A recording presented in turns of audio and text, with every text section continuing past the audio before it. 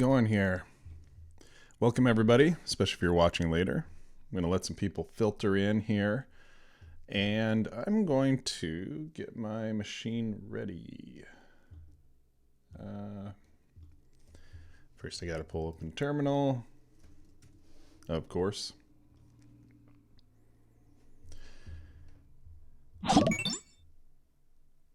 MPOCOCK1. Mpocock 1. Thanks for the follow. Why didn't that pop up? That's weird. I think I have something wrong with my... Let's see here. Alerts? Where is that? Oh, alerts is hidden. It's hidden. It's hidden behind my face. Let me try replaying that one. Ah, there it is. Thanks for the follow. And for hanging out, I'm going to be working on Ignite today. So, some open source hacking. I actually have something in mind that I want to work on. So, we'll tackle that together. All right. Let's see here. Popped up for me. Oh, it did show up. Okay, well, the second time I played it, it was over. I had to move. I had to move, like, in the scene. There's, like, a spot for alerts, and it was, like, behind my webcam or something in this view. I don't know. Whatever. Got my coffee. Got my gigantic thing of water. And, I don't know if I need to add this fill light or not, but we're going to hang out and do some open source hacking. I think I'm going to go ahead and just get all set up here. And one other thing. So yeah, there is an issue that I want to tackle, and one of my developers actually got a little ways into this, so I can kind of go off of what he was doing. Carlin Isaacson, who has worked with me for, probably almost 10 years now, if I had to guess. Carlin is a good dude. And I kind of taught him to code back in the day.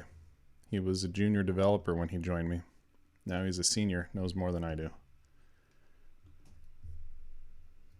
All right. Let's see here. Darren Wilson. How's it going, my main man? I'm going to switch over to the coding view now. Foregathers, thanks for the follow and for hanging out. We are working on Ignite. I'm going to zoom in a little bit on this. So those of us who are old can see what's going on. I am almost 40 years old, so I have to do something like that. Becca, how's it going? Darren, thanks for the follow. Becca, you're actually able to make it this time. That's awesome. I guess it's a little past noon on the East Coast. Robin Codes. Hey, Robin. How's it going? Doing some open source today. All right. So the issue we're running into here, just to kind of let people know what's up, Derek Greenberg filed this from our last, let's see here. No, this is the wrong one. He did this one. Okay, so the last time we streamed, or maybe it was like, yeah, I think it was the last time we streamed, we ran into a couple of weird issues with the generated Ignite project. Becca got the kids fed and jumped in. Nice. Got your priorities straight there, I see.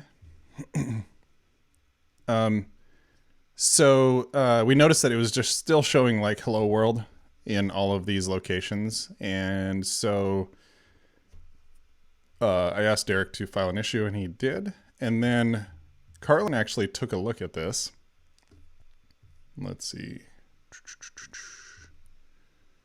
And he worked on, we have too many branches. Let's see. Active. Update bundle ID. So this is Carlin's here. And let's look at the commits and see what he did. Update bundle. So he did a couple of commits here. I'm just going to take a look at both of them. Okay, so we use React Native Rename. React Native rename is an npm package. I'm going to take a look at this. And actually, let's go to, it's by June Domingo. Go follow this person. Oh, I'm already following June. Nice. All right, so React Native, you can rename a React Native app with just one command. This is a very nice little utility because it's actually kind of a pain if you're doing this like by yourself, like manually. There's a lot of different places.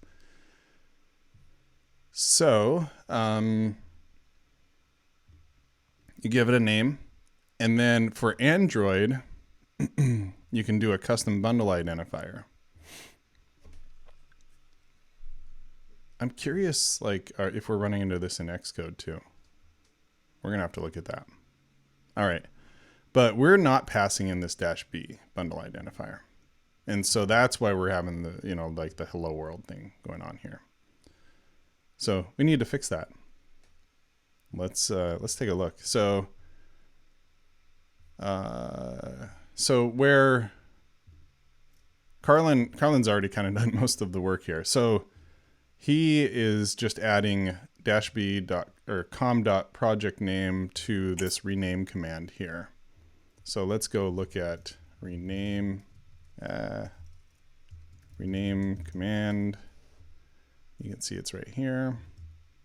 Okay, so this is in a file called new.ts. This is in the CLI for Ignite, and this is powered by GlueGun. So essentially, GlueGun is a package that we also maintain here at Infinite Red. So Ignite has a source folder, it has a commands folder, and then these are all the commands that are available: doctor, generate, help, ignite, new, and update.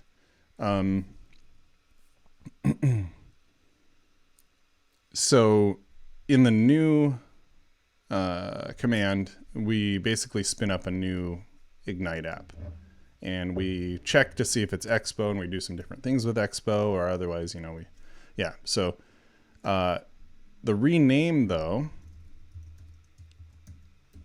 command uses npx to just run it right away without having to like install it, which is cool.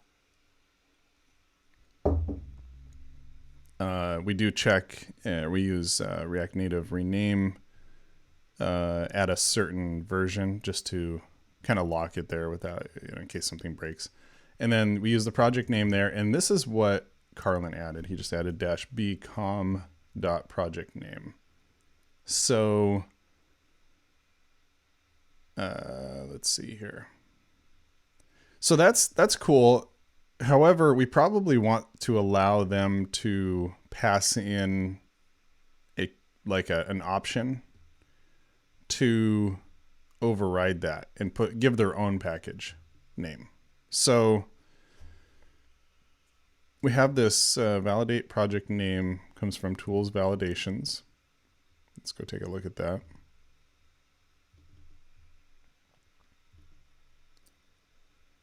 It grabs the first parameter and validates that the project name is what we expect it to be. Do we have any other options here? Parameters, options, overwrite. So you can see here that there's an option. The -- boilerplate is the old Ignite, so we don't support that anymore. So we give them a warning. Hey, Coffree, tractor. Yeah, my tractor has not been out of its parking place in quite a while because it's been too dry, and I just don't want to. I mean, right now it's actually really smoky outside. Yeah, caffeinated coffee, Kate. That's why I keep just getting distracted. But yeah, like it's super smoky outside and it's dry as can be, and so I don't really want to add to the fire risk by driving my tractor around. There are a few things I could do with it.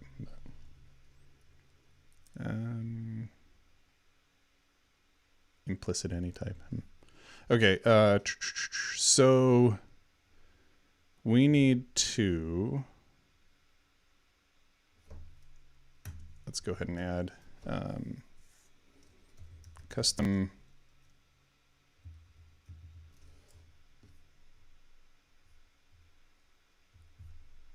what do you call it? Bundle identifier. That's right.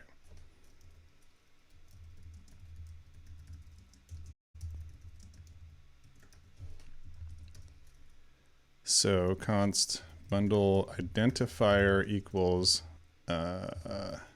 bundle. So we'll use that. Hey, do you think that new, what version of TypeScript are we using here?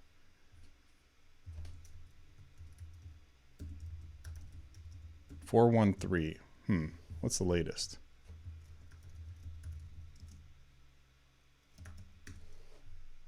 Um, 435. Okay, so we could probably update that. We'll upgrade TypeScript if we need to, but I wonder if, like, do you remember this operator? Oh no, that won't work here. Is it the 2 question marks? There's an operator that lets me say, like, use this one if it exists. Oh yeah, I guess we could just say or. Yeah, we could just use or here. Never mind, I was overthinking. I was totally overthinking it. Or we can use the project name. But it should be like com dot something, right? So yeah, thanks, Coffrey. Yeah, that nullish coalescing, that's what I was thinking about. I couldn't remember the name, but com dot project name. So we should probably validate that this is like what we would expect it to be, maybe. Yeah, the name is weird. Nullish coalescing from Robin. It just protects you from Boolean values because it checks for undefined. Oh, I see. We don't care if it's like, if they pass in false, then that's their own deal. So here's the question. Like, how much like bubble wrap should we put around this? Should we be saying, hey, wait a minute here. Like, this doesn't look like bundle identifier to us. I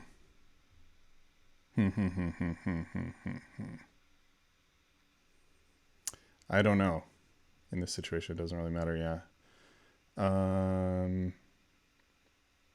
Overthinking, should parameters options bundle accept an empty string? I mean, this would kind of break stuff, wouldn't it? Like, I mean, we can test it. We can see what it does. Maybe there's some validations in the tool that we're using. That would be nice. I mean, I was thinking maybe we should put it here. I don't know. Like, you know, so they can at least see what's going on. So if I did that, it would look like this. And then we go something like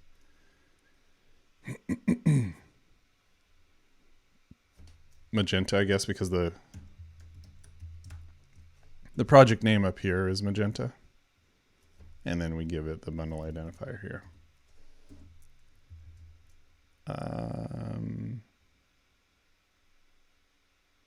At least people would know what they're getting into, I guess. We can start there. All right. So now in the rename command, is that? Yeah. Now we just put this in here and we don't have the com. All right. So it does log it, which is cool. So npx react native rename. I'm going to test this. So let's go to what do I call this? Run live. I'm gonna go into this OTA hack thing that I have, and I'm just gonna run npx react native rename some other app -b, and then I'm just gonna give it something that it shouldn't accept.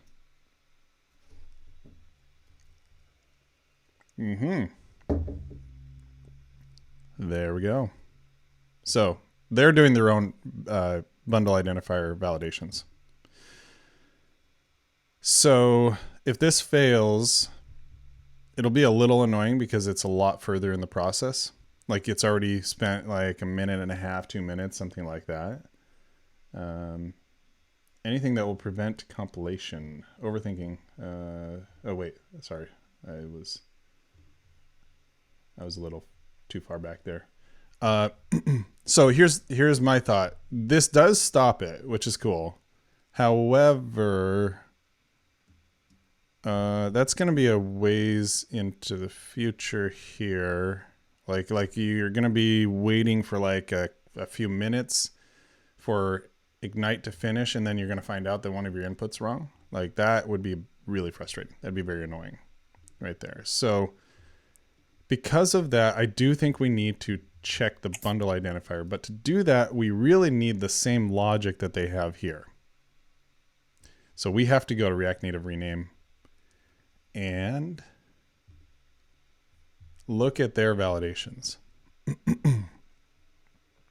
Let's say utils. No. Config. Bundle identifiers. Okay. Okay, so bundle identifiers. Actually, here's how we check that. Let's just search for invalid bundle identifier and see where that error message pops up. It's an index. And they're using Commander, by the way, which is an alternative to GlueGun. Not as good, but you know, whatever. Need X state in the CLI. Okay, you're that M Pocock. Sorry, I didn't make the connection. And you're right, actually. X state would be awesome. Okay, so shots fired. Yeah, I know. So valid bundle ID is right here. This is really what we're looking for, and we split. So I guess this is everything we need here. Now, if they change this logic, then you know that sucks. But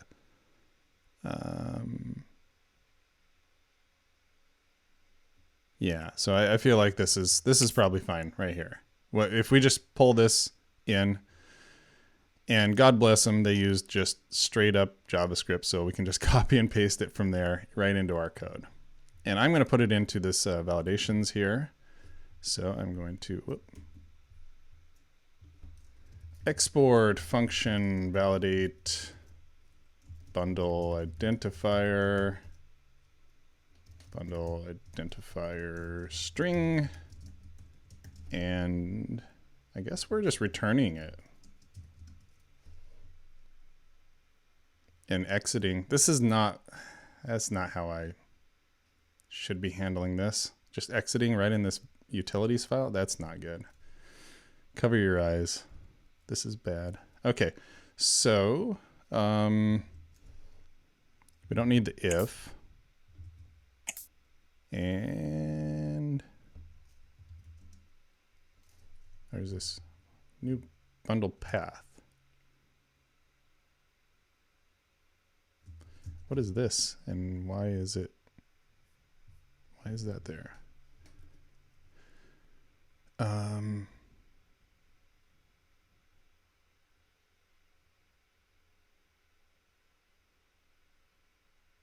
Okay, I don't think we need that.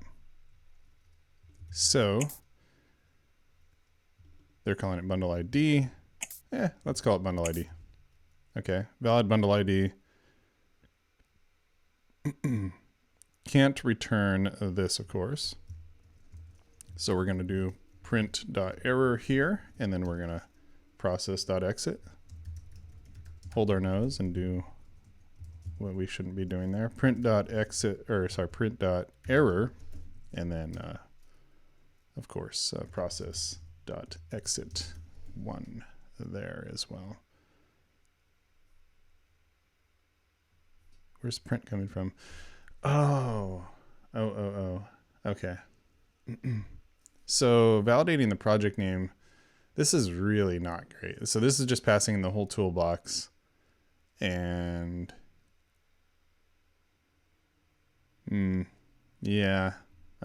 Okay. I need to stop like worrying about that. It's okay,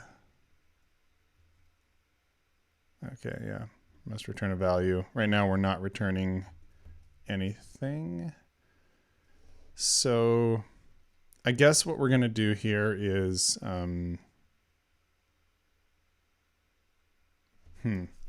okay, here's the problem. Like, I'm looking at this, there's a few different things going on here. One is like, do I just want this to be like a pure function? Do I want it to return like some sort of error state? Refactor target could be to make these validations available in the toolbox. Yeah, that's a good idea. Dependency injection going at the top level. That's a good point. That's a good point. I don't know if I'm going to tackle that right now, but I think you're right. I think that's what needs to happen. So for now, what I'm going to do is pass it in. Oh. Okay. So yeah, I think you're right. This is very smelly code. I don't want to continue with that too much longer, but for now we're going to okay, const print equals toolbox, and that's kind of annoying that that's all we're passing in, but that's right. Okay, so let's go back to where we're grabbing this. We do need to validate it and then I guess return it if it's good. Like, it's gonna just exit if it isn't good. Otherwise we return it, and that does allow us to just wrap this here and oh, and then we would need to, let's see, no, the other thing we would need to do is pass in the toolbox, the bundle, and then in this we actually need to return if it's not provided, if it's like undefined. Bundle ID, return undefined, and then we need to tell it that it could be undefined here. Okay. This is not great code. This is not great code at all. Over here it looks okay, like, okay, validate it, or it's going to be this, I guess. Hold your nose, at least it's consistent with the one above. Exactly, that's kind of what I'm thinking. Make the type signature take a falsy value. Oh yeah, good call, good call. This needs to be able to take undefined. It shouldn't be anything other than string and undefined. If it's not, then we got a problem. So I'm gonna actually, let's do this. If it's undefined, then we're returning undefined. So no bundle ID provided. I don't know. I'm gonna actually put a to-do in here.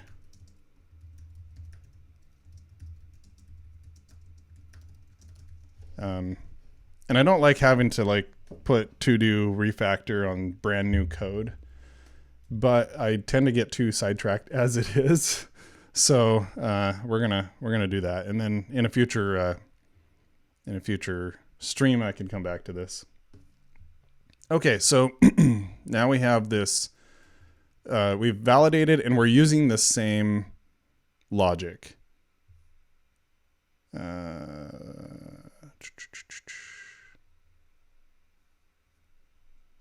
So we're using the same logic there. Let's go into our tests.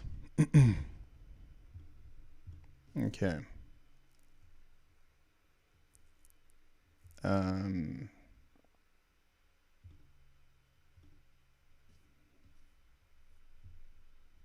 So this is sort of, these Ignite new tests are really basic.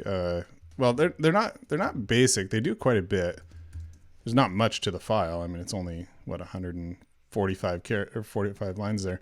But like, what's nice about it is that it spins up a whole new app and in both Expo and non-Expo, and then runs their tests, which gives us a fairly high degree of confidence that it completed correctly.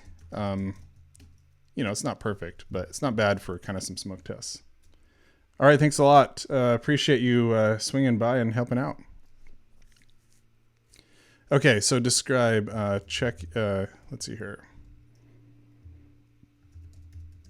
Provide a valid bundle ID. And then what we do is test. Actually, why don't we just put this in the same describe block here, because it's basically the same stuff. Test.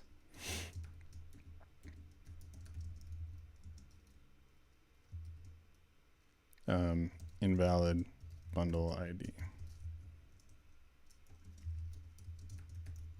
So async const result equals await run error. New foo, or let's say no bundle or bad bundle ID. And then we're going to pass in bundle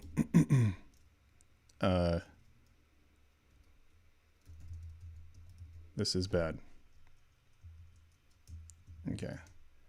And then we're going to expect it to say, actually, one thing I like to do is have it fail, have the test fail first, and then fix the test. And if it passes, then just, I know this is going to fail. It's not going to contain those characters. So, man, if it passes, we got a real problem. All right, so so let's run the tests on that. And I'm just going to run that particular file. Okay. Just going to run that one, yarn jest, ignite new test. And I think I could actually pass in a line number and just test that one, but that's fine. Let's see what happens here. So that's going, and we should get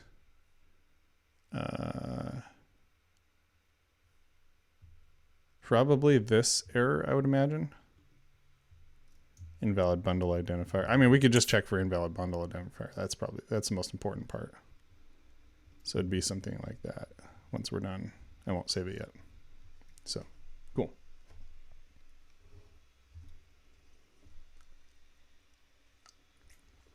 It is smoky here today. Yesterday wasn't so bad. It was fairly clean, clear. Like toward the south, you could see a lot of haziness, and then it started coming in. And then toward the evening, it really got pretty smoky. Now, like, I look out the window and I've got kind of there's this orange haze, like color to everything. Like it's a Instagram filter out there. And yeah, it's a little rough there now. Why is this taking so long? That's weird. Okay, while that's happening, let's go look at what else happened here. So Carlin added this, which is cool. And then he said update test to confirm bundle. Oh, hey, I like it. So let's look at line 44-ish. Yeah, somewhere in here. So he added these. So he checks the Android bundle ID has changed. He checks the main application, makes sure that it has the Android package name, which is just the app name to lowercase, I guess. And then he reads the main activity and makes sure that that exists as well. I like it. Well done. Well done. Very cool. Are you folks experiencing any lag right now? I just realized that I'm running these tests and I'm, let's see here, PS. No lag? Oh, okay. I wonder if I had some problems with Twitch Studio. Like I left Twitch Studio open for several days before I streamed last time, and I'm wondering if that had part of the problem. Like if that was part of the problem there. But I'm still going to test, let's see here, node. So like, okay. So this is a process ID here.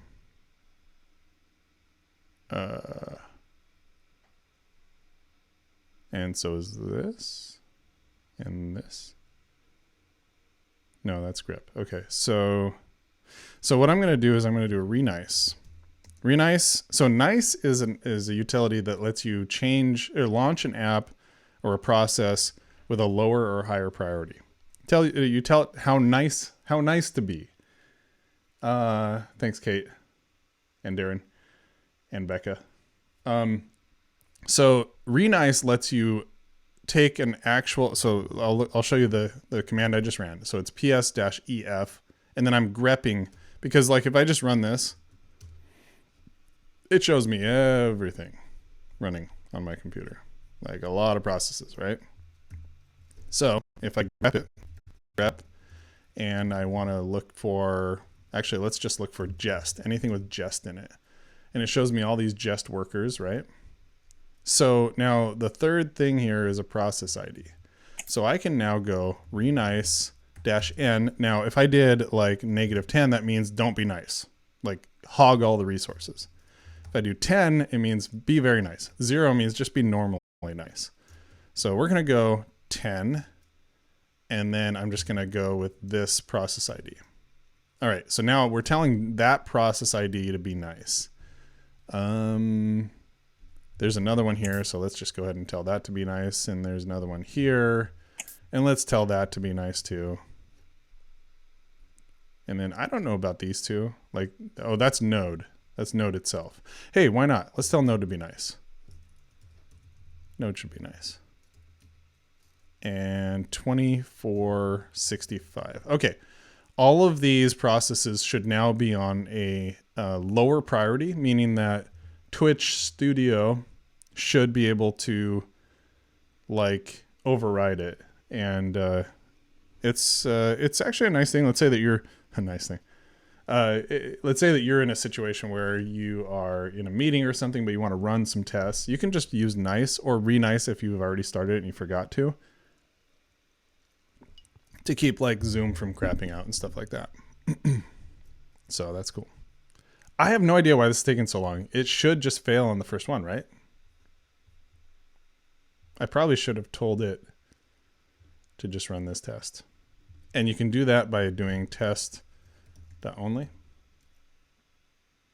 So I may actually just do that. And like I said, I want it to fail, so I'm just gonna put that in front of it. So let's do this again. All right.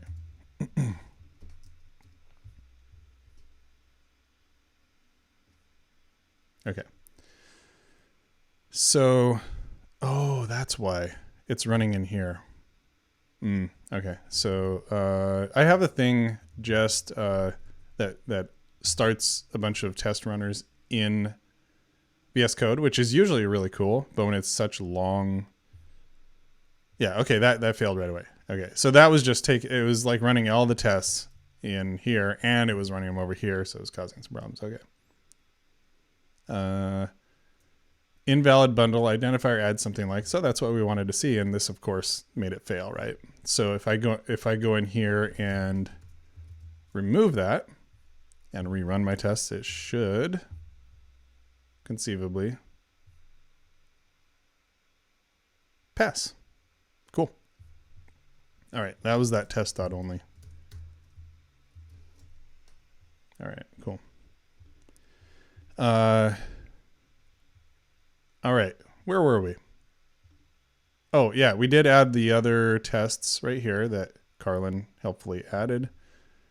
And you know what? Rather than doing this, because I care about Carlin and I care about him getting credit, I am going to show you how to cherry pick a commit. Okay, so right now we have a bunch of changes, right? We've done a bunch of these things right here. So I'm going to stash those, git stash. No changes right now. And I'm going to do git fetch, which will fetch the latest stuff, and then git cherry pick. And I just copied this hash right here, this commit. You don't have to do the whole thing. You could do like the first this much or whatever. But, you know, the whole thing is more specific. And I git cherry pick that in. And now you can see author Carlin right there, right? In fact, we could probably, I'm going to copy this one here and cherry pick that commit as well. And now if I get at the git log, we see that Carlin is the last two here. So that's cool. Now let's do git stash pop. And there should be a conflict. Yep, in new. So let's go look at that. Right here. Here's the conflict. So as you can see, his commit has the project name, ours has the bundle identifier. So we are going to accept the incoming changes in VS Code here. And I mean, you can do that just by deleting these lines of code, you know, if you want. But looking at these, the changes that we made are conflicting with the change that he made. And so we're going to say incoming, which makes sure that we're using the bundle identifier there. But he still gets credit because that commit comes in. Okay. So next we need to do some documentation. And so let's see. I'm going to add right here.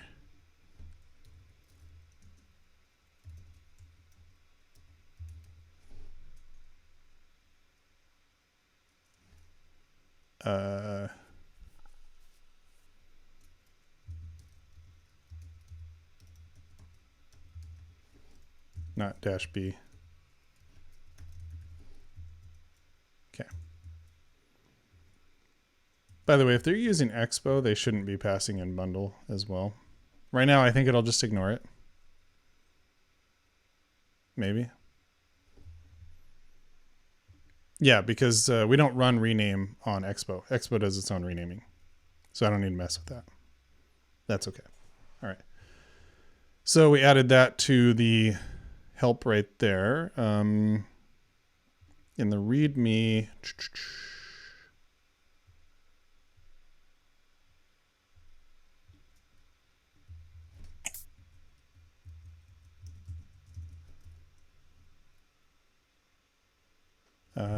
no, I don't know. Let's see. In the README, run the CLI.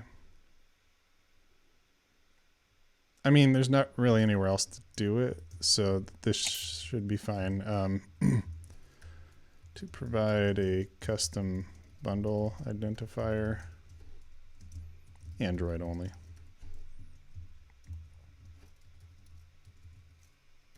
Bundle.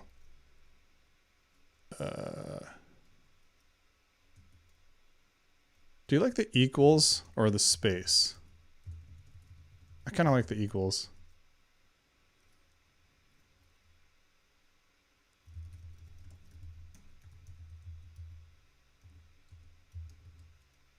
Something like that. Yeah, so I'll put infinite red. Okay. Okay, so that adds a little more documentation. Let's see if there's anything else here. We talk about folder structure, generators, Malbec state tree. Here's the basic README.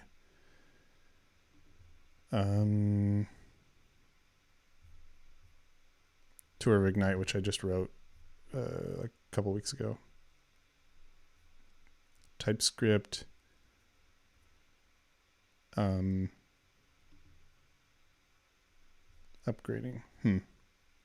We need a few more docs. But this, I think this probably does it. Cool. All right.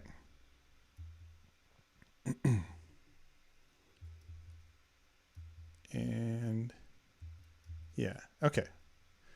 So, by the way, I forgot to check out a branch. So this should be fix issue, and the issue number is 1765. So we have that issue.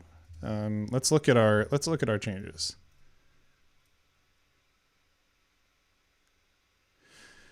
These are just the changes since our last commit. Why does that seem not right? We applied the Git.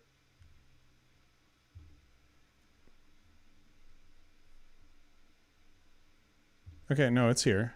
Validations are here. Oh, they're probably, yeah, okay. So yeah, they're already added. So if I look at this, we have, yep, we already stage it. How do you unstage? I always forget. Oh, it says right above it, Git Restore. Caden Kim, thank you for the follow. Appreciate it. Yeah, so, okay, so we can, what I'm going to do here is I'm going to unstage these, and there's a reason for that.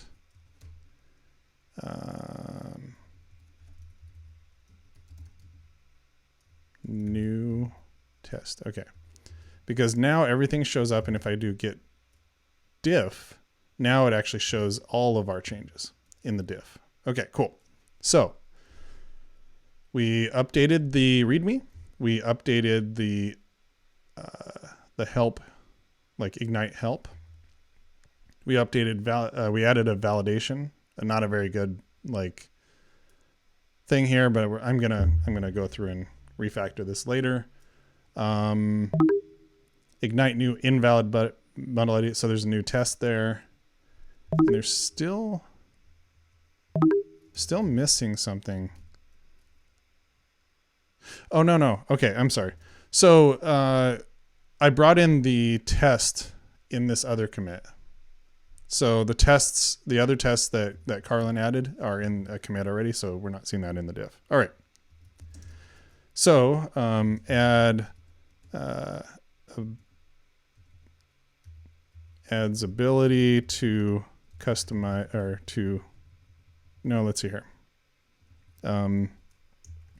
Provides bundle ID to rename to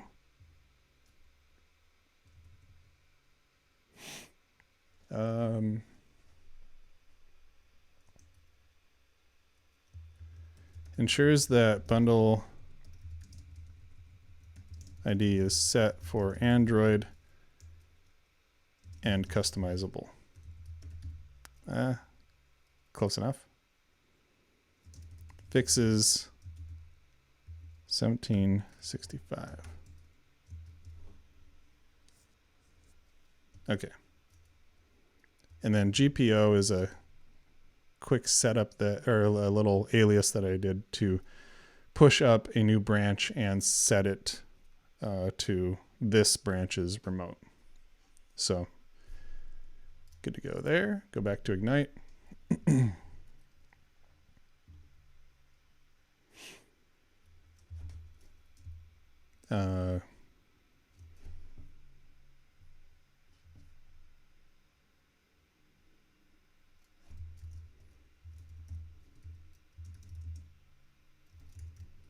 Bundle ID is set and customize.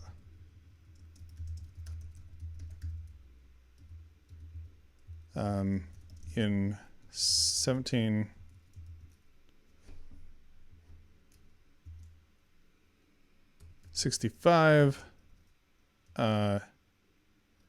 the issue is that on Android vanilla apps, the bundle identifier is not being set. This PR fixes that. Thanks, Carlin Isaacson. And also provides the ability to pass in bundle to your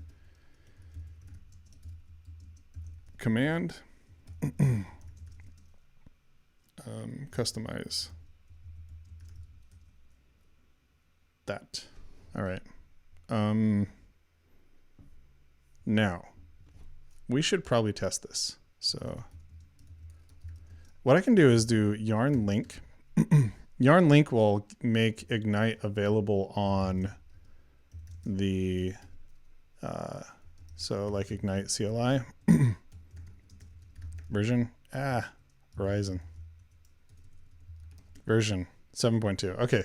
So now my local version of Ignite is what's on the thing here. So I'm going to do nice-n10 because I want to make sure that Ignite is being nice. And say new issue 1765 dash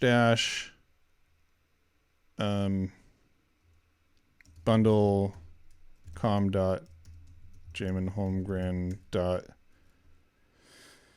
issue 1765, something like that. And let's see if this even works.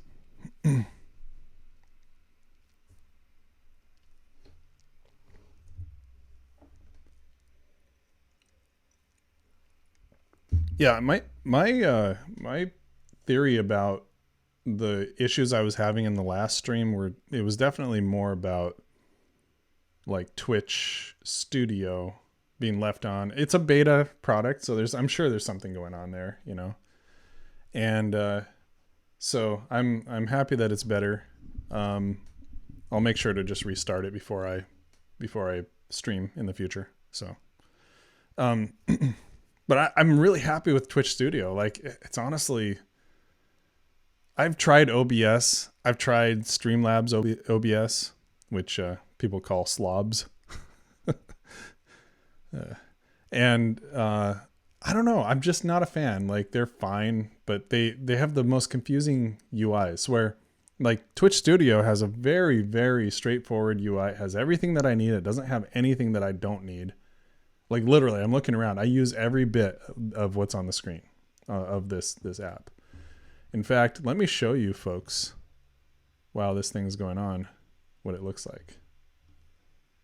Can you see that? You can see that. Some inception, stream inception happening there. So this is Twitch Studio. Lets me switch between different scenes on the left here. You can see I have coding, be right back, and chatting. Becca says, I just downloaded Twitch Studio last night, so that's good to hear. Yeah, totally. Let me know if you need anything. Like, I've been kind of figuring this out. So you can hit edit here, and then it gives you like the ability to move stuff around. I can like select stuff on the screen. You can add game captures, which mine is just set to like a part of my screen. Actually, what I'm doing right now is I'm sharing my whole screen and then I'm cropping it so that you can't see the right side over here. Because there's like, that's where notifications come in. That's where different things come in. Wallpaper. I have two. So wallpaper, let's see. Wallpaper. Oh, wallpaper is this right back here. In fact, if I drag this to the top, you'll see it. So this I actually pulled right off of our website. It's just the background of our web. These are actual, like, real Infinite Red projects. Arcade City. This one was, now I'm forgetting the name. Fortis and some others. So, but yeah, I just put that as a background. I actually have our designers working on, Jenna, one of our designers, is working on a new like design for all of this. So when that comes in, I'll be showing that off for sure. But yeah, I can add other scenes. I can add layers. I can like alerts right here. I can even go and replay an alert. So like Kate, I'm going to replay yours. Boom, pops up right at the bottom, and I can see where it pops up, which is cool. Be right back. This needs a lot of work, so that I don't like that view. And then this one is cool, just kind of like a chatting, like, hey, let's hang out. It shows me how many viewers. We got 10 viewers right now, which is awesome. We have CPU 23%, frame drops, slow frames, which actually don't look too bad today. And then how much memory is being used right now. And then down here, I can mute my primary microphone. I can mute the stream. I think that's the audio that's coming through on my computer, which honestly probably should be muted right now. Otherwise you're going to hear the alerts come through. So I'm not going to have that on. That's good. And then I can also turn my webcam off. I can change the audio mix. Oh, hey, I forgot to turn on music today. I totally forgot to turn on music today. And I even paid for Pretzel. That's why I didn't mute the stream. That's right. Okay. Can you move the IR logo at the bottom to the right so that it doesn't block our view of terminal commands that you typed in? Oh, good call. Good call. Let me fix that, Derek. Where should I put that? I'm putting that at the top right, actually. I'm going to put that at the top right. Don't want to cover my beautiful face, right, Derek? Hey, Ski Diddy. 93. Kate says, I watched a couple of Japanese Minecraft live with animations and actions. Is it also part of what Twitch offers? Yeah, Twitch is mainly actually, and I am going to start playing my music here, by the way.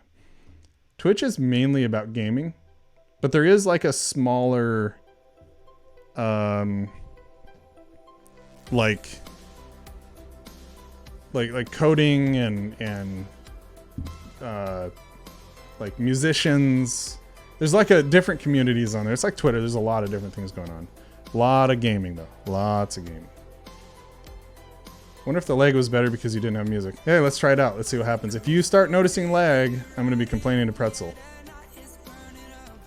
Derek says, thanks, much better. Yeah. I mean, all of this is going to be reshuffled anyway. Like, it's all going to be reshuffled anyway because of when Jenna's done with it, right?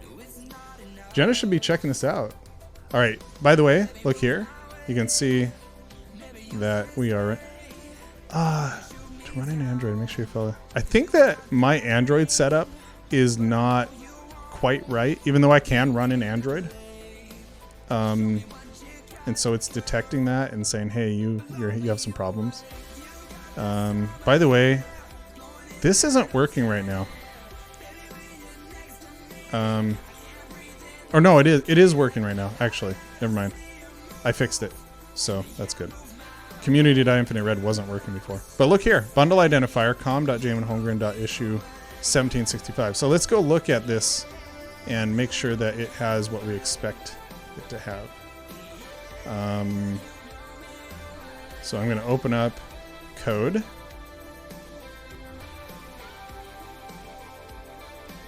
And Android app source main Java com Jamon Holmgren issue 6. Yeah, there it is. And if I go here, you can see that it's, yes, I know, go away. com.jamonholmgren.issue 1765, and then it also like pulls in stuff like this. Very cool. It's working. I like it. I like it a lot. All right. Yeah. So so that was by the way, how's the music volume? If it's too loud, I can turn it down. It's hard for me to tell. And do you have any lag now? Like is there lag coming in? If so, we definitely know it's Pretzel.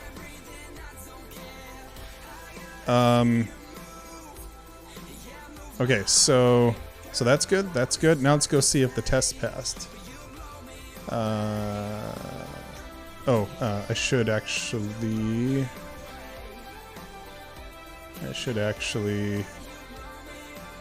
This is what I'm gonna do.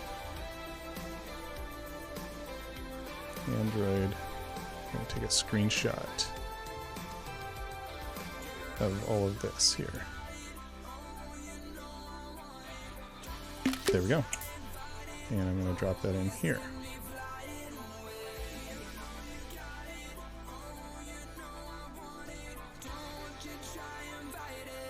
No lag. Awesome. Oh, you do have lag, Becca? Or is that no? Why is this taking so long?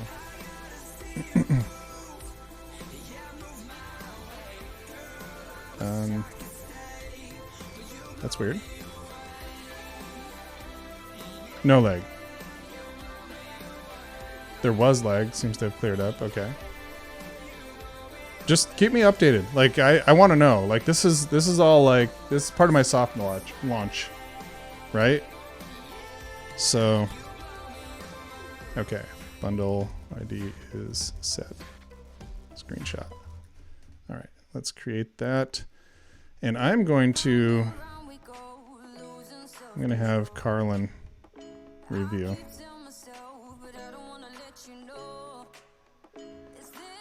Okay, so Circle CI is running my test, so that is going to happen in the background. We're going to review this one more time. Validate bundle identifier. Wait, why is it importing from there? That doesn't seem right.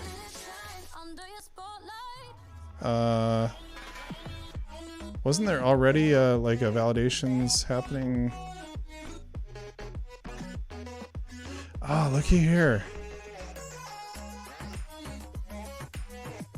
Okay. I definitely want to put it in the same require. I think the reason that I did the require down here instead of up there is that it won't load this file until you actually run this, so this command. So if you're running ignite help, it doesn't go and load a bunch of validations it doesn't need to do, because anything up here is going to get loaded. It's just going to get immediately loaded. Packager, where's this being used? It's all inside too. Here's another situation where this should really be inside. I'm not going to change it right now, but this, we don't need the packager for unless we're actually running it. So it should be another situation where we're requiring it right here, like where it's needed.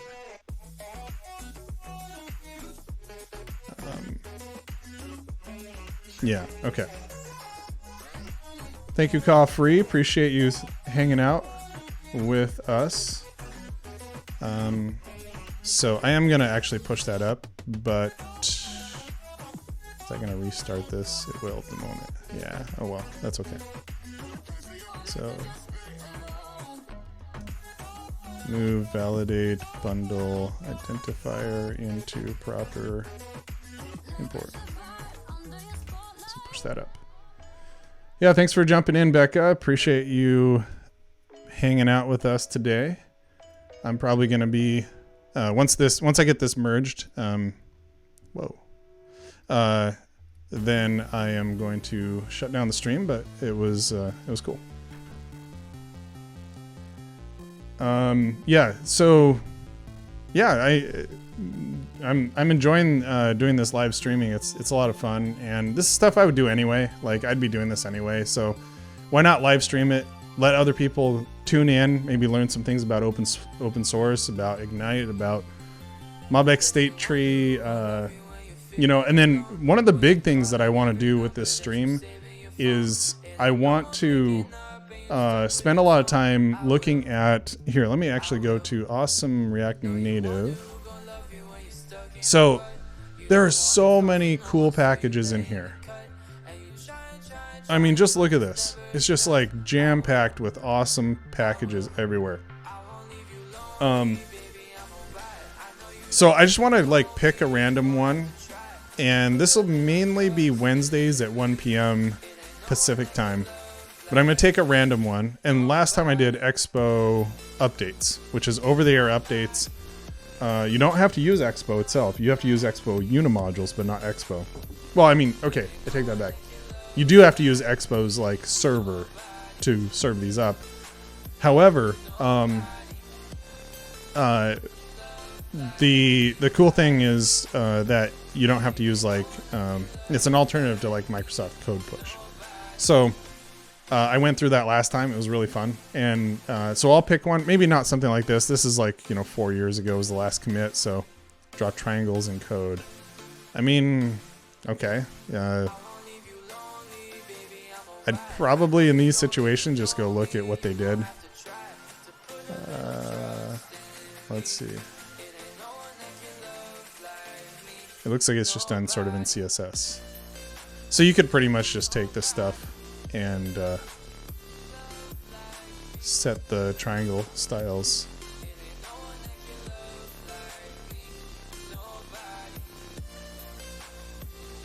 I don't even know how that works. Anyway, this is old. But yeah, I would go through and like find all these cool packages and play with them and learn more about them, which I think is good for me to just be on top of what's out there and what's cool. Lottie's obviously a great one that I'll definitely be doing Lottie at some point. And I'll just a lot of open source and stuff like that. So I'm gonna go to Circle CI and check this out. Shut down some tabs here. Oh, I did not update TypeScript, but I'll probably do one at some point where I just go through and update dependencies. Running the test right now, yeah. So it's on ignite new.test, which is the biggest test. So Derek says, I used it include next, directly set the styles. Oh, okay. Wait, you used that package? React Native Triangle? You seriously did? Because I just clicked a completely random one. That is hilarious. But you just set the styles directly. So you like you didn't. It wasn't a dependency. In other words, you just kind of like copied it in and used it. That's so funny because I just like scrolled really fast and then clicked on a random one. No dependency. Yeah. I mean, when it's like 100-line single file, like there's no reason not to do it that way. Oh, that's not totally true. Sometimes you do want the dependency because like maybe you get some benefits later, but I kind of like that idea of just copying stuff in those situations because then you just know like it's not gonna screw up and like some update make your life more annoying, you know. While we're waiting, I'm gonna do this. I'm gonna go to master, run yarn.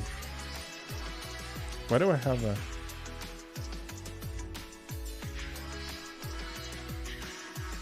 update bundle ID? Well, maybe. Oh, I accidentally somehow got those into master. When I cherry picked, I wasn't in the branch. So here's what happened. I cherry picked these two commits and they ended up on master in my local copy. And I don't want to push those directly to master because they're going to come in that pull request. So what I'm going to do here is I'm going to do Git Reset Hard, and then I'm going to take the last commit that was right and paste in that, which is hidden here. And what Git Reset Hard does, be very careful with this because it'll blow away any changes that you have. Now when I look at the Git log, the last commit is this one and it doesn't have those. And you'll notice that my terminal had this little arrow. It just said that, hey, you have commits that need to be pushed. Well, now it doesn't have that because I reset back to where it should be. That is the one I used for the comment indicators. That's awesome, Derek. I love it. I love it. Robin says, I've also done that with React Native Triangle. Just copied the code since I only needed one style of triangle. What are the odds? That's hilarious. Okay, so run yarn. Everything's good. Yarn outdated. Love this command. It's awesome. So, types jest is out of date. Types node is out of date. Then we have, and you'll notice that it's red here. because latest is actually 27.0.1. Wanted is like the latest version that satisfies your package JSON. So let's go ahead and update deps, because this actually won't take long. And I got time. What else I got to do? Right, Robin?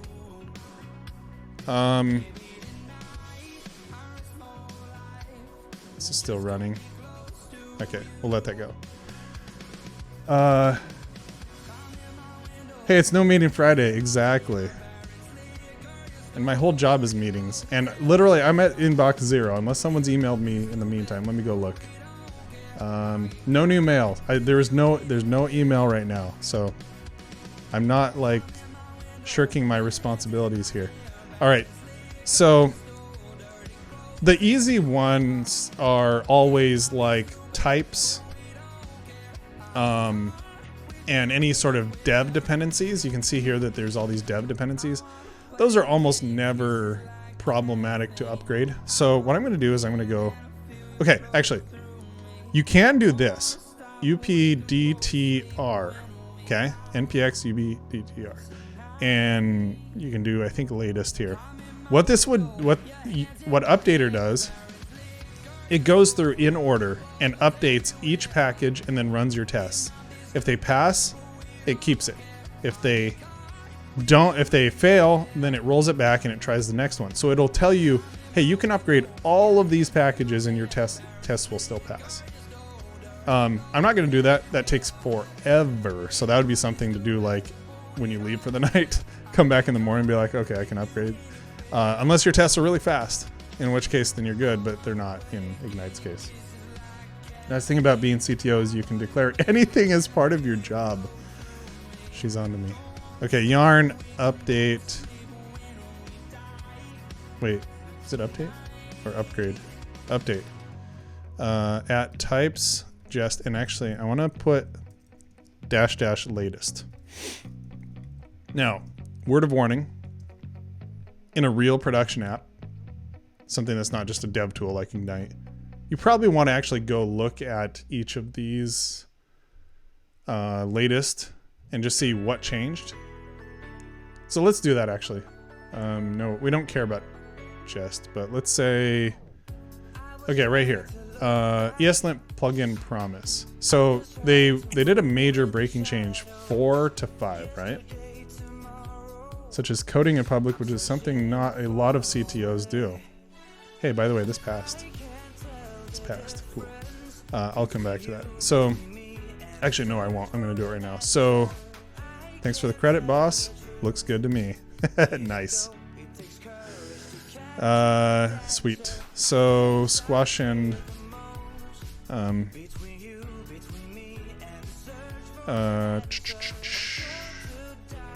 so feature, because now we have that bundle ID, right? CLI. It's a fix and it's a feature, right?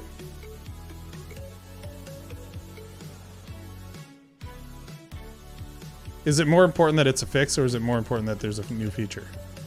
I think the feature.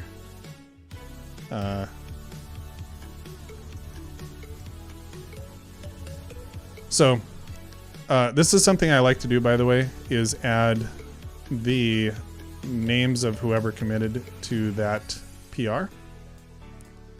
And then this format right here is, it allows a semantic release to release a new version of Ignite and know whether to bump the minor, or the patch level, which would be fix, or feature would be like, it'll be 7.3.0. So if I did fix, it'd be 7.2.1, because the current one's 7.2.0. And then if I wanted to keep this for later and like release it with another one, I could do a skip CI, but I'm not going to do that. I'm going to actually release it as a full thing. So, okay, merging that. And now tests will run again, so we'll let that go. But let's go look at really, okay. There's no release, okay. Is there a changelog? There's a changelog, okay. ESLint 7.0 support is what 5.0 is giving us. Okay, so that means that we need to go look at ESLint 7.0. Let's go look at that. Major release upgrade has some breaking changes. Dropping support for Node v8. That's probably what the main change is. The 10 Node.js CommonJS rules in core have been deprecated and moved to the ESLint plugin Node plugin. We actually may need this plugin. ESLint recommend. So if we upgrade this ESLint plugin promise, we may end up with some linting errors, which would be kind of interesting. By the way, I think I know this guy.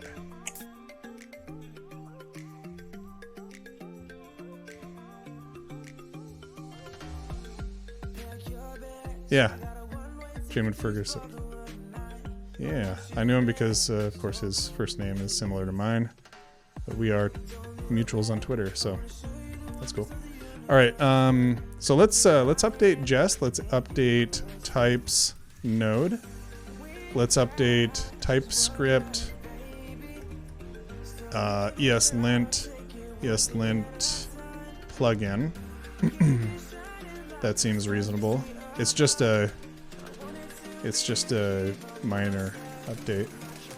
TypeScript, ESLint parser. Deep merge JSON is just bumped another, so let's do that one. By the way, yarn update would probably take some sort of a command saying like update all of the ones that are just, you know,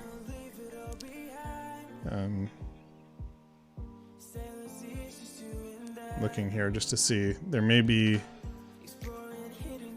I think I could get rid of all the ones that are just in the wanted, like these ones, for example, just by doing yarn update.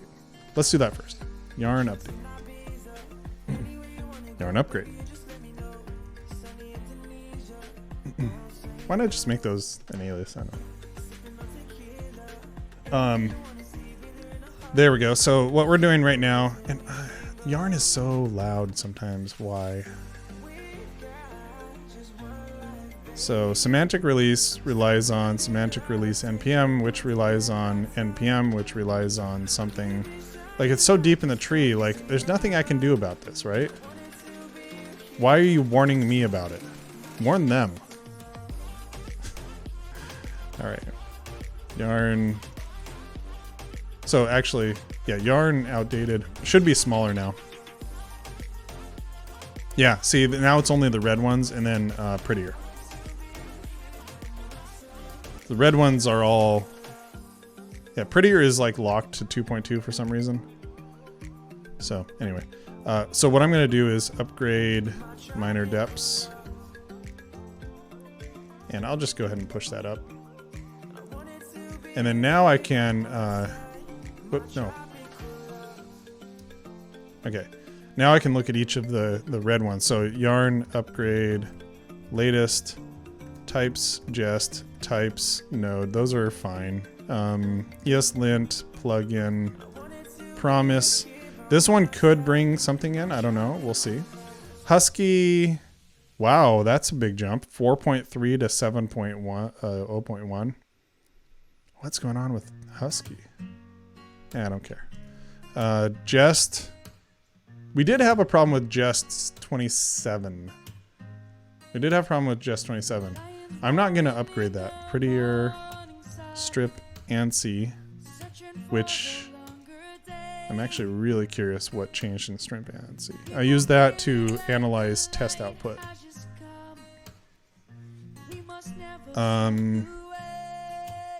So 7.0 requires node 12. Package is now pure ESM. Read this.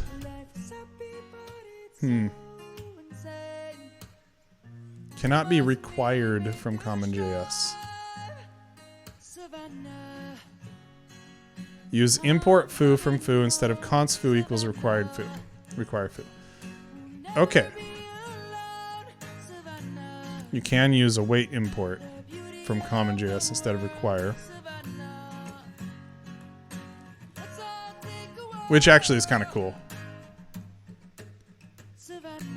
Latest minor version of Node. ESM can still import CommonJS packages as long as you're in an async context. ESM is natively supported by Node.js 12. ESM plans. I'm actually really interested. I'm going to read more.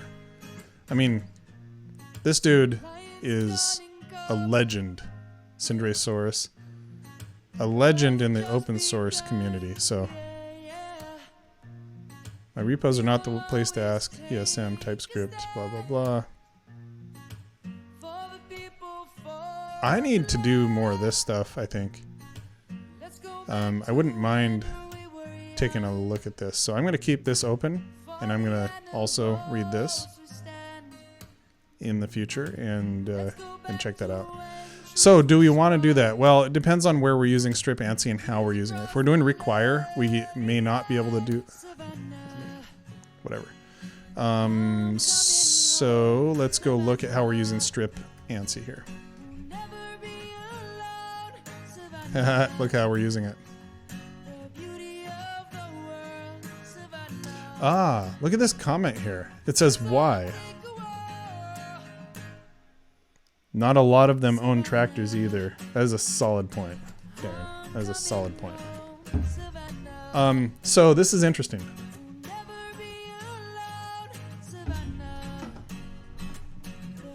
I was required to use CommonJS, in other words, this require statement, rather than an import. Probably because strip ANSI didn't, in the older version, did not support it. So that is not going to be part of my initial upgrade, because I want to just have upgrades that don't make changes to the code right now. So TS Jest, I'd imagine, is fine. TS Node is fine as well. So let's pull all those and upgrade all those. But yeah, like when I update strip ANSI, I'm going to have to change this to an import statement, which is what I wanted to do in the first place. That's why that why comment is there. Jamon is a trailblazer. I'm a trailblazer fan. Why am I a trailblazer? Oh, because I'm a CTO that live streams. I'll take it. All right. Upgrade major depths and push that up. By the way, 7.3.0. So this is a situation where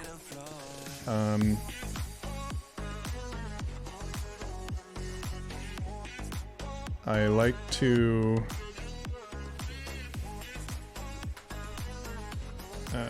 star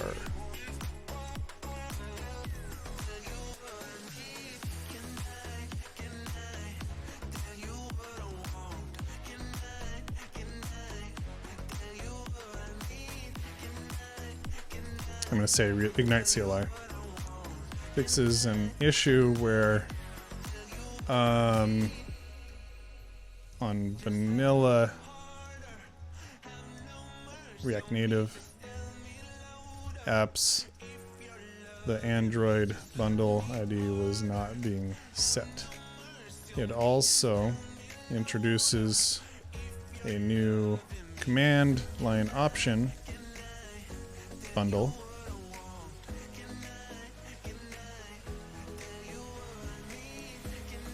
which lets you customize the bundle ID.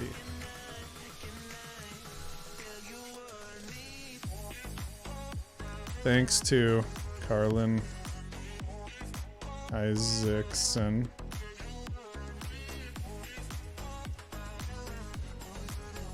for the PR. I like to thank myself. I need to reduce this. New.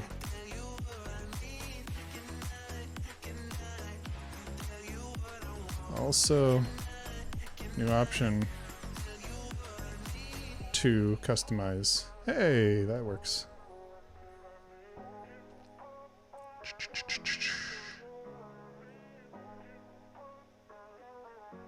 Cool. Tweet that. And then I will post that into Ignite, and I will post that into the community Ignite.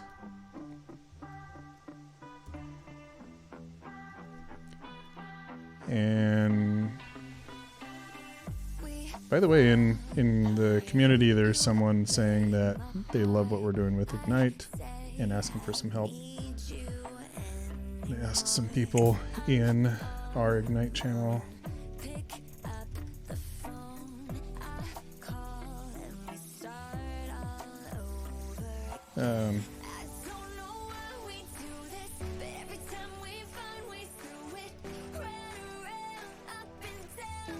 Okay, I'll just throw that in there. Okay, cool. So,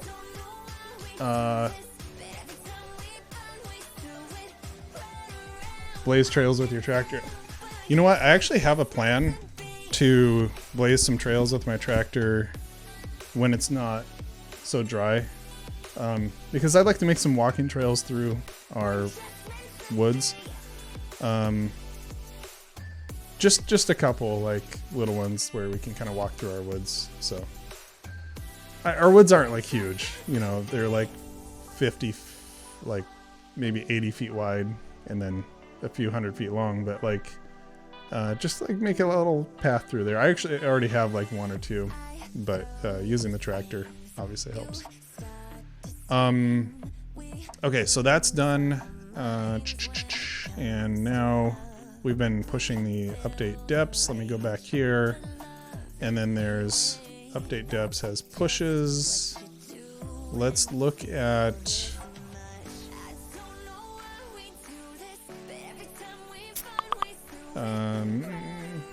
circle CI. Let's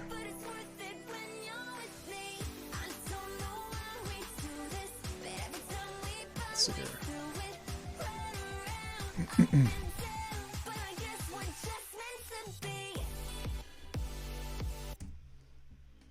Why is this not working? Oh, that's a job. Okay. All right. So here's Ignite.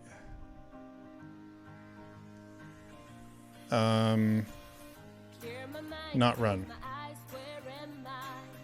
Okay. Oh, I think I know why. I only have it set to run on pull requests. So if I go and compare in pull requests and actually create a pull request,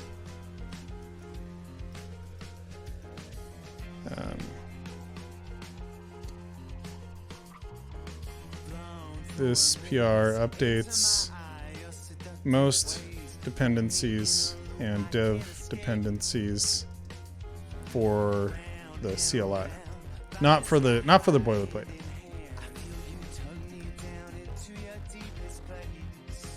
It's currently a work in progress though, so I'm not going to merge it yet.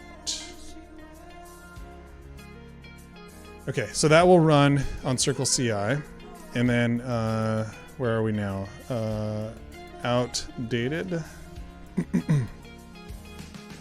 So the only thing right now is Jest. Thanks for the follow, LV Doodle. Appreciate you jumping in with us. Strip ANSI, as I mentioned, is the big one. So let's go ahead and move it to yarn. Well, okay. I kind of want to know, is anything broken yet? But that's happening over on Circle CI. Wait, what? It already failed? Yeah. Cannot extend an interface. Do you mean implements? So upgrading TypeScript is giving me, yeah. All right. So okay, let's take a look here. Yarn TSCP, and that basically runs TypeScript and checks. Okay, so Inquirer. So this is inside of Gluegun's own thing. We don't want it to be checking these. I think this means we need to do something. excuse me, in our TS config.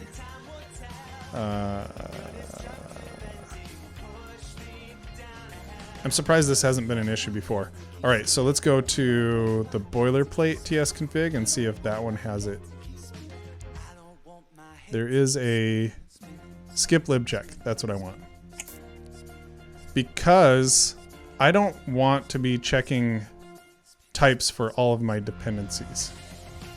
That sounds like a recipe for a disaster. So, well, no. So now let me, if I run this, yeah, now it works, right? So we just need that skip lib check to tell TypeScript, don't check libraries. That's not our job.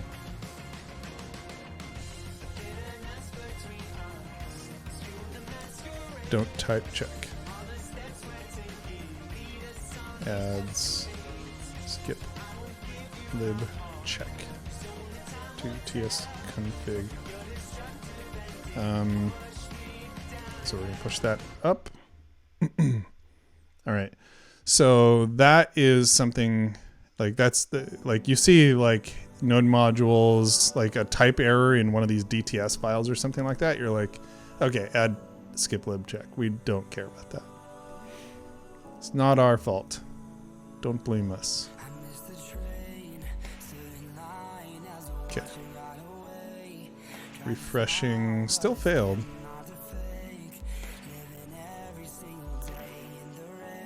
A transform, okay. Let's run yarn test.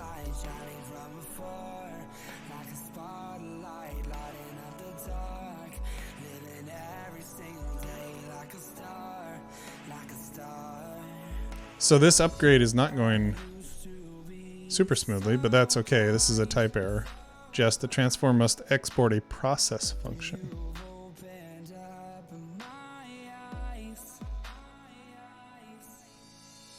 What?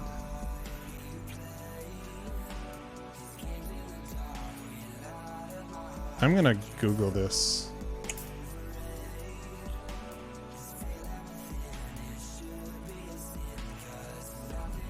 After upgrading from 23 to 27.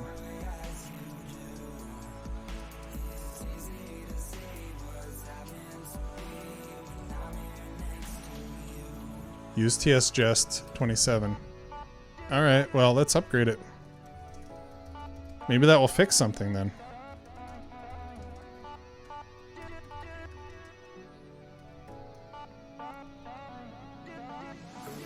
Oh, tsjust is at 27 and jest is at 26.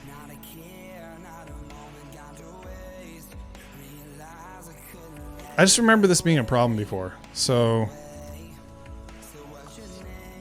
I don't know. Okay, only strip ANSI left. Okay, so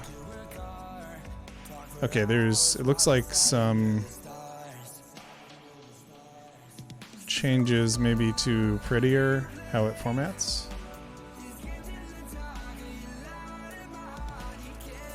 Yeah, it's just some formatting changes here.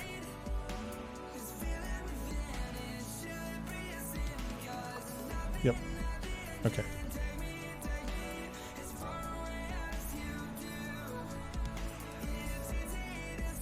Okay. Let's run yarn test again.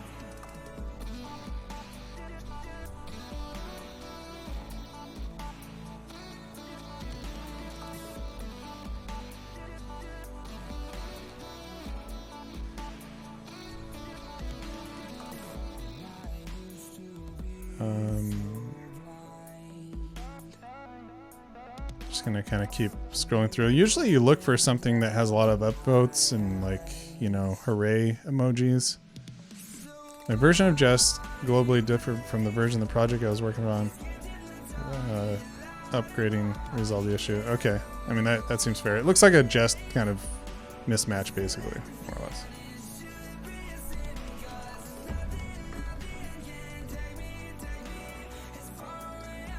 So I can become a Twitch affiliate if I stream like twice a week for a couple, 3 hours, something like that.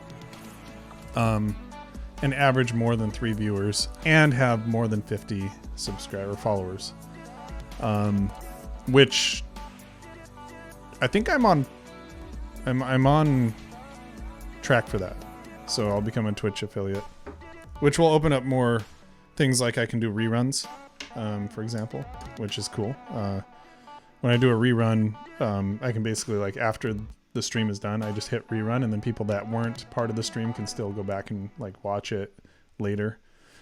You can watch it now on demand, but it would sort of be this, like, thing that's just...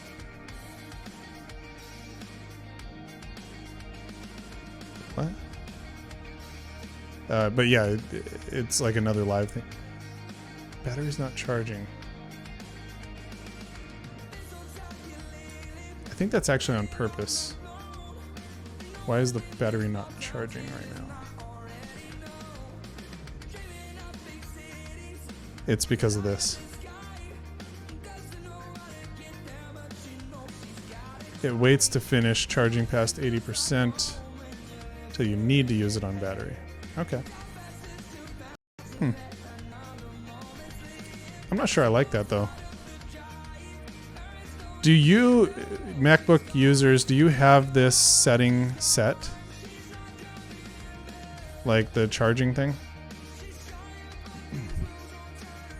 It learns from your daily charging routine, so it can wait to finish charging past 80% until you need to use it on battery to reduce battery aging. But that means, like, if I want to take it off of my charger right now, I only have 74% right now. I'm not sure if I like that or not. Yeah, I don't know. But this is a good sign. It's gotten to this point at least, so it's actually running the tests. And I believe Circle CI is also doing the same. Yeah, they're running it too. So because of that, I'm going to kill my... And one thing I really should be remembering to do is make sure I nice everything, like especially tests, so that I don't slow down Twitch. All right. So, yeah, just wait for this thing to finish, and then if it does work, that's cool. In the meantime, let's look at the last thing, which I mentioned, which is this strip ANSI thing. So, import from strip ANSI, like so, and then yarn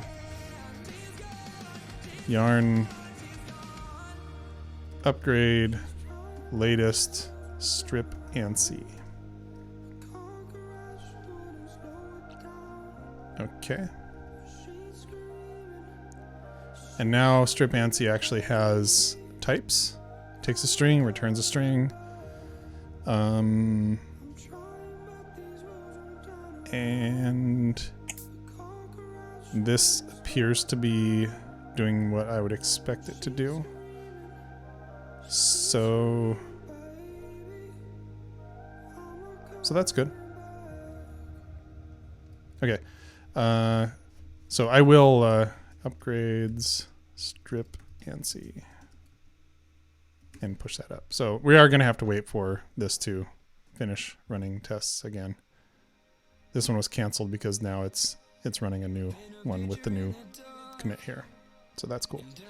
All right, this will take probably a good 5 minutes or so. In the meantime, I think I can't find that battery setting, but I'm still on Catalina. Seems like it would be bad if you just wanted to go somewhere real quick without the charger. Yeah, that's my... Daniel, that's my concern as well. Like, it learns, but then, like, one thing that I do all the time is I'll just be like, you know what, I'm tired of sitting here. Like, I'll probably do that after the stream. I'll be like, I'm tired of sitting here and I'll grab my laptop, I'll disconnect everything, and I'll go downstairs and I'll hang out down there. I'll go outside and or by the pool or something, and just work from there. And then if I only have 73%, which it's going down, yeah, I don't know. Like, Helps reduce battery aging. Like, I get that. Sorry, battery. But I am going to charge you. It's also possible I have the wrong adapter. I have 2 adapters. And one is for a MacBook Pro 13-inch.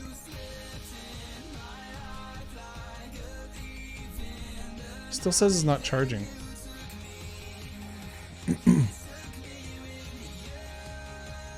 Oh no, now it says it's charging. 72%. Okay, yeah. It just took a little bit. And now it's charging.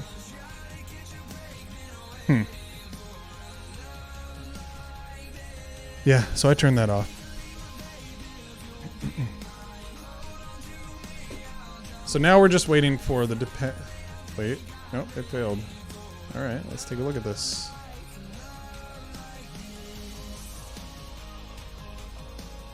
Can't use import statements outside of a module.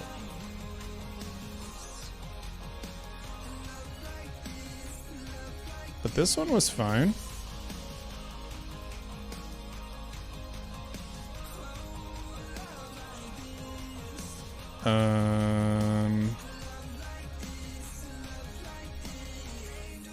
Oh, look here. It's using an import statement inside of strip ANSI.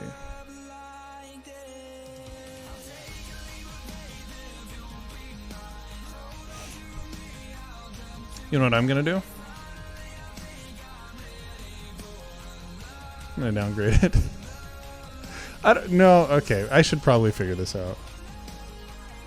So it doesn't like this. Why? Who's complaining? Jest tried to failed to parse file. It's a Babel thing, probably.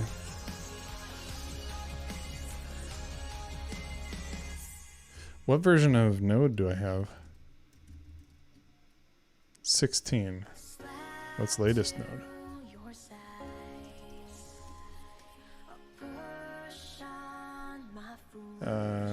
Yeah. Does it not support this syntax?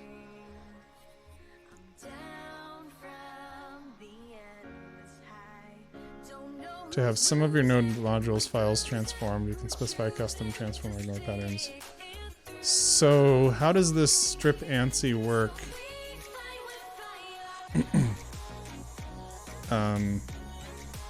Let's actually grab this right here and search. It's not this one. It's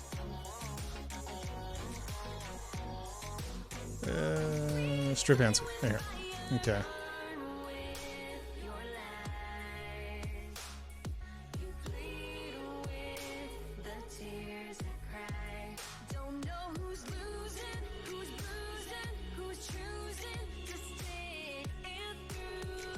Okay, I think this is probably related.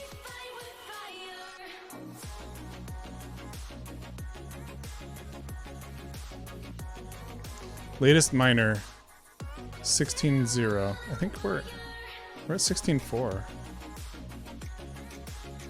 It's natively supported by Node.js.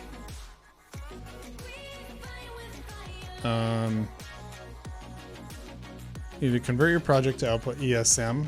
What? Really? I don't think this is good.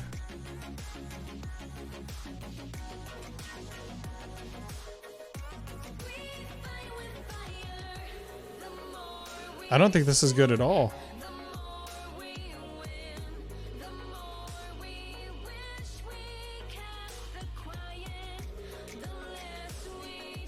What? Okay. I think you have to pass an experimental flag to Jest for ESM modules. Okay, that sounds much better, Kid Quib, than what I'm seeing here. module ES next or ES 2015. Is that here? We're in CommonJS right here. I feel really nervous about changing this because I think this would have a long, like, deep implications. I'd have to probably make a bunch of changes to GlueGun. I am not going to make this update. Installing a different package entirely. All right. We're not going to do this one. That is not happening. So Git Reset Hard, back to that one. Git push origin update deps force.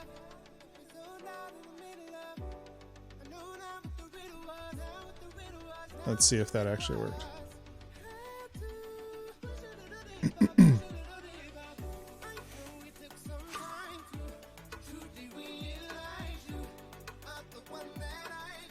Did I, can you not just force?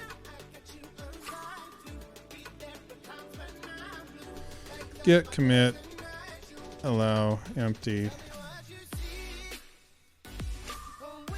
Oh.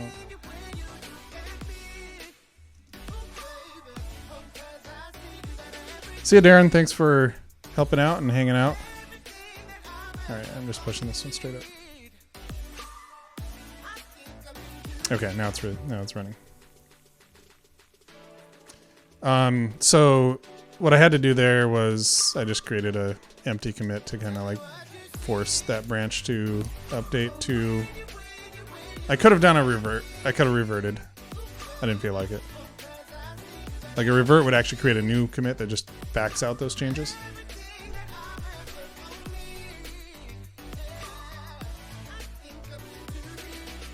So, okay, now it's running. Good. Okay, we are not updating. So now yarn outdated will still show strip ANSI, and we're staying on 6.0 for probably the conceivable future. I'm not going to do any changes, but I am curious on the boilerplate. I'm going to run yarn here. So the boilerplate itself is, of course, React Native, and we're going to look and see how many outdated packages there are. And in a future stream, we're going to go through and update those the boilerplate packages. Yulolimum. Hey, Yulian. Thanks for following. Appreciate it. And good morning to you, sir.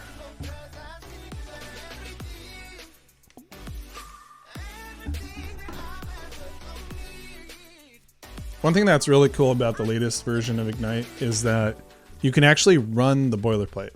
Before you couldn't. Like, boilerplates were just like template files, and if you tried to run it, then you would have problems. But like, it just wouldn't work. But now you can actually run it, which is very, very useful. I have to make this smaller so this all fits. Okay. So we have a bunch of mast view, native stack. These are pretty minor. Like, that's only one behind. That's one behind. Two behind. Unimodules needs to be updated to 7.1. API sauce. A couple of small changes. ESLint. Expo localization is up a full major version. Jest itself, Circus Expo, Jetifier. MobX State Tree has a new version out, which I released a little while ago. Patch package. React itself, 17.0.2. React Native keychain. Save area context, screens, unimodules. React Native Web, which is a dev dependency. I think for... Is that for Storybook, I think, maybe? Julian says JavaScript sucks, Python for the win. Kid Queb says Cindre is the solution to and cause of all of my problems. Funnily enough, it was his Slugify package that made me look into the ESM module jest stuff. Yeah, I mean, yeah, he controls like half of the JavaScript modules out there, which is a good thing in some ways because he puts in a lot of work and you got to give him a lot of credit. But then, yeah. Solution to and cause of all my problems. I love it. I love it. So there's actually, I think this is doable, but we're going to have to take it in a future one. Detox, looks like they have a major upgrade as well, so we're not going to do it right now.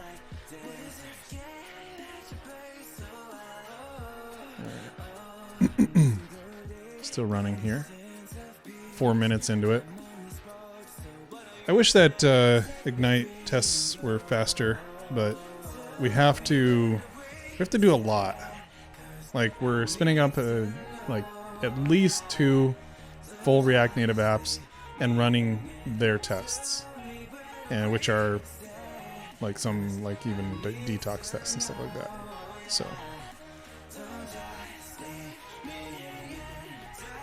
So we'll let that continue. Hopefully that finishes soon. That didn't end up being a problem, which was nice. Strip ANSI was a problem. So yeah, here's the big thing with this whole ESM thing. Like if I make this change, I'd have to go back to Gluegun and do the same thing. It would just end up being like a thing all the way through.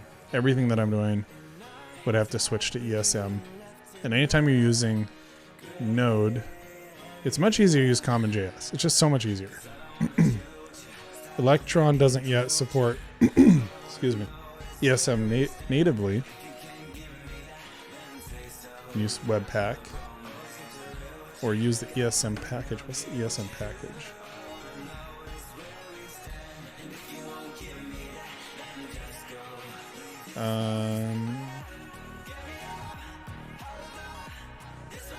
Oh, it patches require. Looks like, right?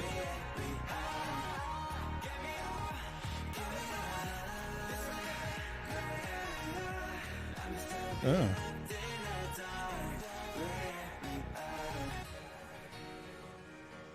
Huh. That's interesting.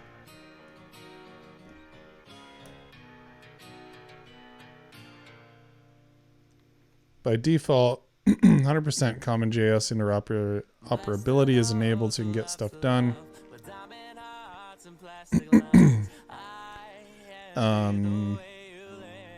No configuration. That's interesting. That's very interesting.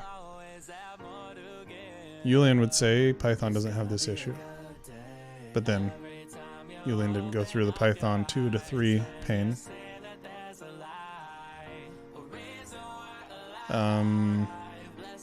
Sideload, yeah. It failed! It failed. Why did it fail?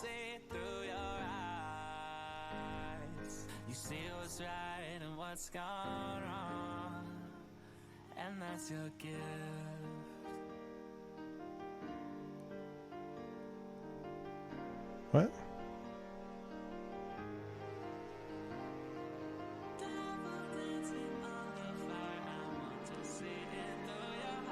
What the heck?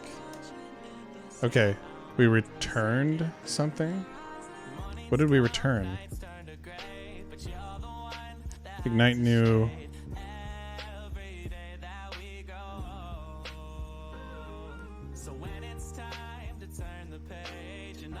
That's really strange. It's really strange. Alright, let's go look. Are we returning something? We're not returning anything, do we?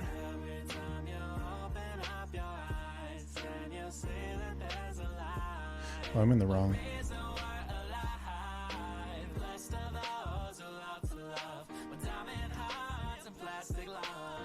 Whoops.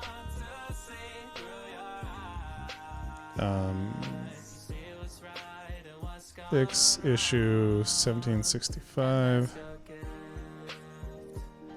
Okay, so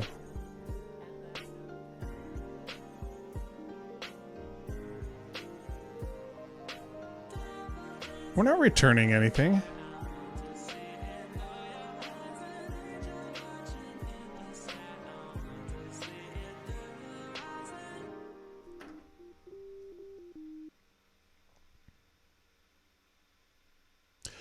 Oh, I wonder if it's because of the process exit.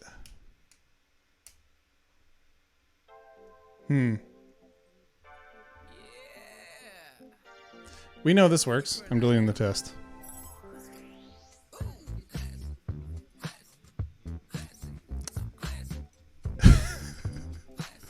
Don't quote me on that. I mean, until we re-architect this, like, I don't know an easy way we can get around that. So, let's see.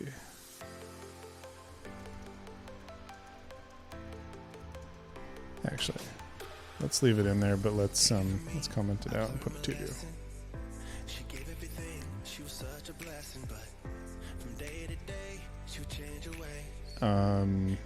We're gonna refactor validations.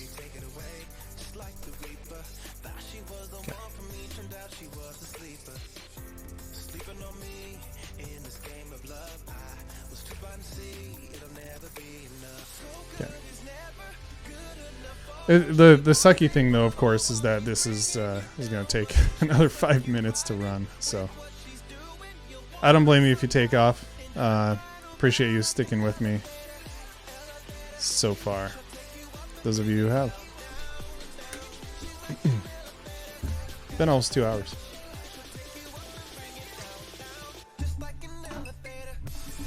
Why is this not going?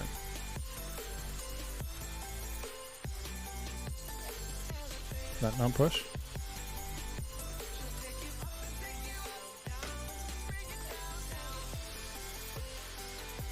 Wait, what? Oh, I went to the wrong branch. That one passed.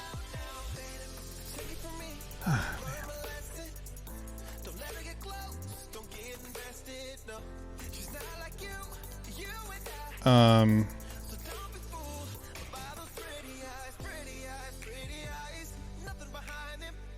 Okay. Clearly I'm not paying attention here. So, the problem isn't that... Yeah, I need to go back in here and reread this. Okay, so... Test functions cannot take both a done callback and return something. So ignite help. I'm going to run it locally, I guess. And we're going to run just that test. So the one that failed was... Let's just look at this one right here. Just that one. So like 22. So I'll go copy relative path and go 22. Actually, no, instead of doing that, I'm going to do the dot only thing. Just make sure it works. So this will only run that one.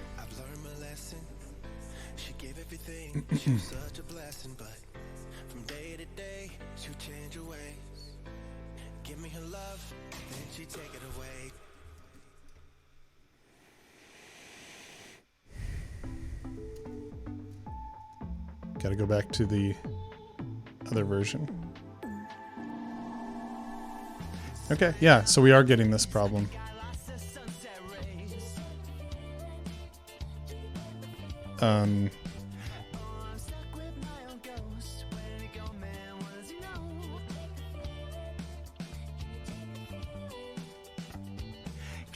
Why is it... Okay. I mean, it seems stupid, but let's try it. It's not returning anything. Why does it think it's returning anything?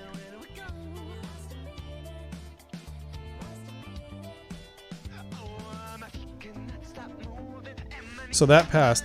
So, okay, let me back up here.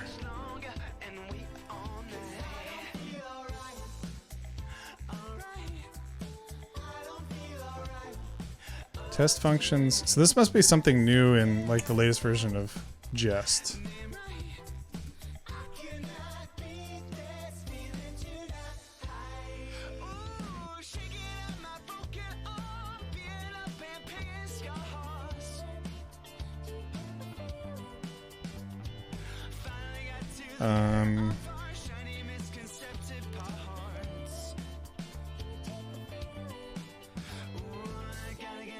I see. You can't have it done in like an async test. Apparently. I can get on board with that. That's fine. So we're just gonna get rid of done in all of these. I mean, because it's awaited, right? So like it knows when it finishes. It doesn't need that done. Done. Let's see. Don't need this. Okay. Actually, this one we do need because it's not async, and so it needs to know when it's done. Okay. Okay, cool. So now if I run that, should pass pretty quickly too. It did. Okay, so let's get rid of the dot only. Push this back up.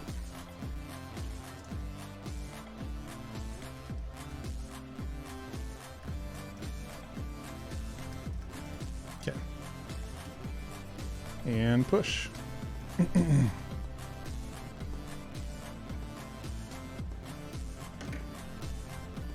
Should go find some different stations.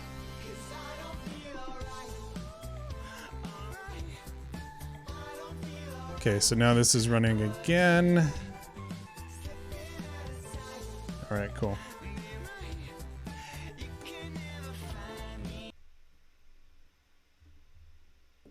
Okay. Ambient.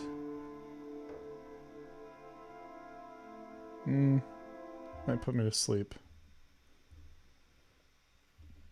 Chill.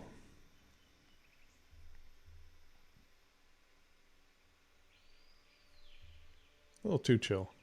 Chill bass. Electronic bass music. The thing is, I can't play my normal music because it's copyrighted.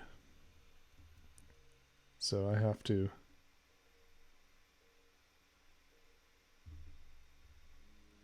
play it in Pretzel.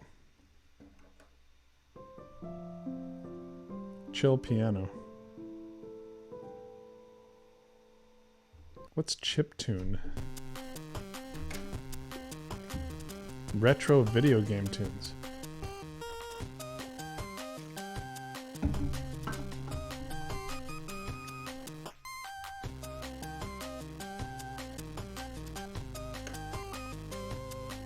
All right.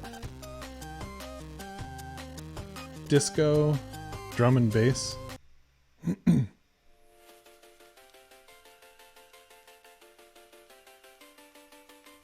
EDM, electro swing, emo, screamo, and pop punk. Epic. Ooh.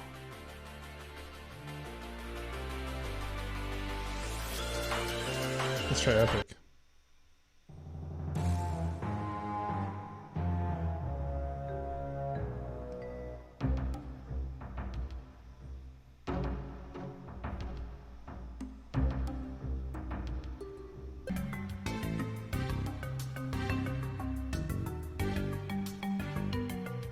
Okay, that's not bad. Like, I could probably get on board with that.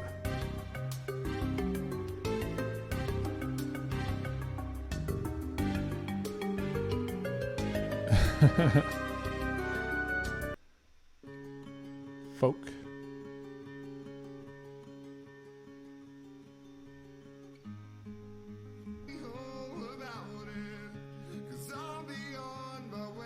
Not too bad. Happy EDM.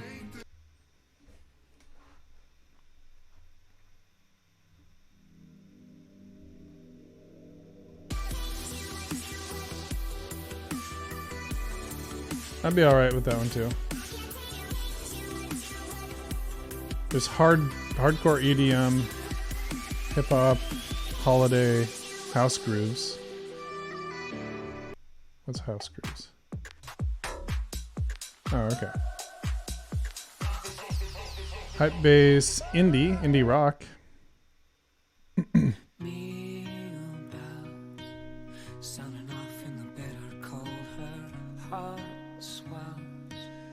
Hopefully this passes, and if so, then I'm going to go ahead and merge it, and then we're done.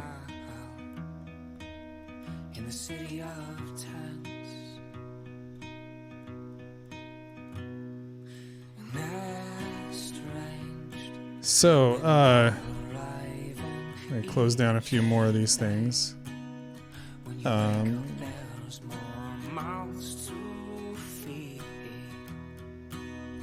need two of those. Node 10 will be end of life. It means that package maintainers can target Node.js 12. Full support for JavaScript modules.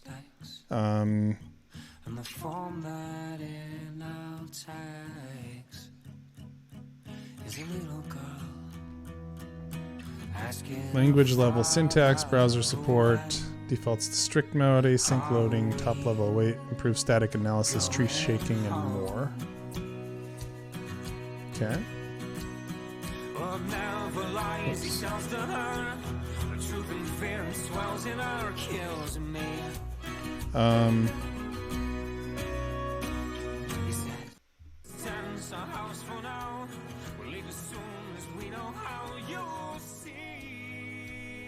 Okay.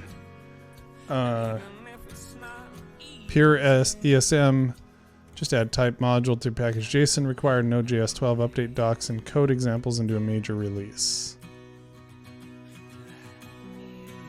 Dual ESM with a build step that transpiles a common JS fallback. Set up a build step and add an exports field to your package JSON. There are many downsides. Okay. Rip off the band-aid, move the ecosystem forward. Plan to move most of my 1,000 packages to pure ESM within 2021. Set aside some time in May to move your packages to ESM. You can read more. It's the benefit of ESM over CommonJS for server-only packages. Top level await. Both default export and named exports in the same statement. Re-export syntax. I mean, I get this with TypeScript already, right? Re-export syntax. I get that with TypeScript. Faster import step. Official loader hooks.